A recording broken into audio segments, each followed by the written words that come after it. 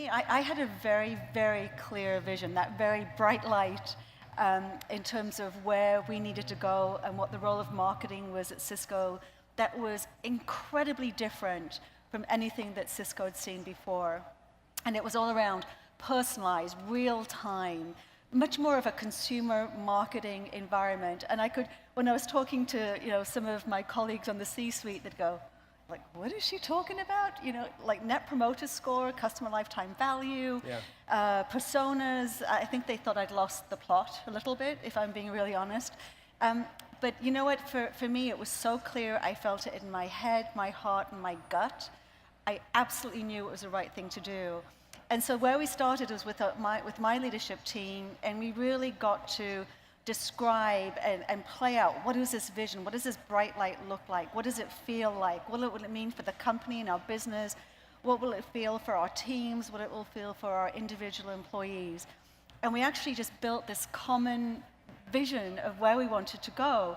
And so we had to bring the rest of the team along. It's fine if you have the vision, but you're on your own. And so you have to be able to inspire the rest of the organization that that's where I want to go. I see it. I want to go there too. And so what we did is it's the true adage, communicate, communicate, communicate. We made it very clear about what that end state would look like and what it meant down to the individual. Along the way, we rewarded and recognized failure as well as success. So we really try to have a culture of learn to test and test to learn. So it was really like an agile DevOps environment for engineering. So really very different from what we've done before. And we had this mantra in the end, which was, there's no plan B. And we needed it at times because sometimes we really screwed up and sometimes things didn't go well. And it's been a tough journey. I won't kid you on that. But we're as energized and motivated, and sometimes when we look back and see how far we've come, we're feeling great. We're a little tired. We need to energize for the next phase of the journey, but you have to bring your team along with you. But for us, it was, there's no plan B. We've got to convince people where we're going about something they might not be totally familiar with. So that leaves us with the challenge that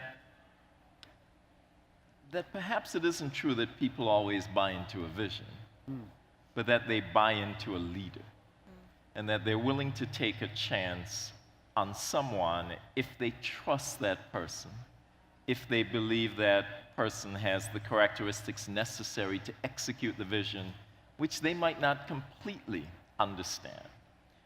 So for me, it's really about how can I present myself and how can I be the kind of person that others would trust, the kind of person that others would take a leap of faith and say, even though I don't necessarily agree with that vision, or even if I don't understand parts of that vision, I'm going to follow this person.